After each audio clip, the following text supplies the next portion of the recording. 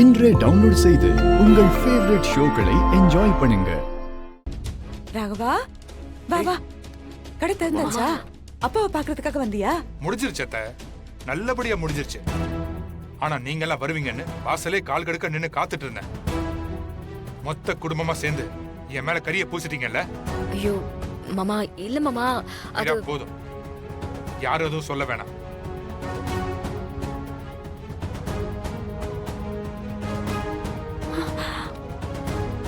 இவனுங்க தான் அப்படின்னா நீ பிருந்தா எல்லாரும் சேர்ந்து என்ன பழி வாங்கிட்டீங்கல்ல, அதை என்னால ஏத்துக்கவே முடியல. டேய் என்னடா இவன்? டேய் ராகவா, டேய் பேசாதடா நீ எல்லாம்.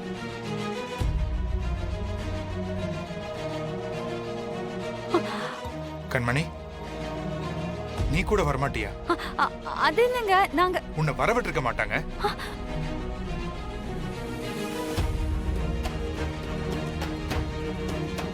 என்ன எல்லாரும் சேர்ந்து மிரட்டினாங்களா? என் ஃபங்க்ஷனுக்கு வந்தா உன்னைய சேர்த்து வீட்டை விட்டு அனுப்பிடுவோம், உனக்கும் அந்த குடும்பத்துக்கும் எந்த சம்பந்தமும் இல்லைன்னு சொன்னாங்களா? ஏய் ராகவா, என்ன பேசுறாரு இவரு? என்ன வார்த்தை சொல்லிட்டு இருக்க நீ? கொஞ்சம் அமைதியா இரு அத்தை. அதான் நீங்க யாருமே வரலையே. வராத யாருக்கும் பேச எந்த ரைட்ஸும் இல்ல. என்னடா நீ இப்படி எல்லாம் பேசுற? பேசாத. டேய் முட்டாள்தனமா பேசிட்டு இருக்கடா. இங்க நடந்த விஷயமே வேற. டேய் போதுண்டா.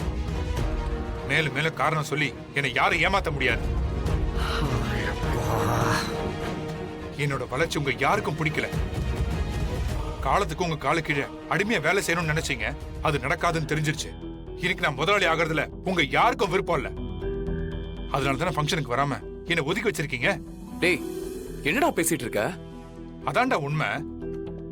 அங்க வந்திருந்தவங்க எல்லாம் உன் குடும்பம் எங்க, உங்க அப்பா எங்க, உங்க அத்தை எங்க, உன் தம்பிங்களா எங்க, யாரும் வரலையான்னு எத்தனை பேர் கேட்டாங்க தெரியுமா?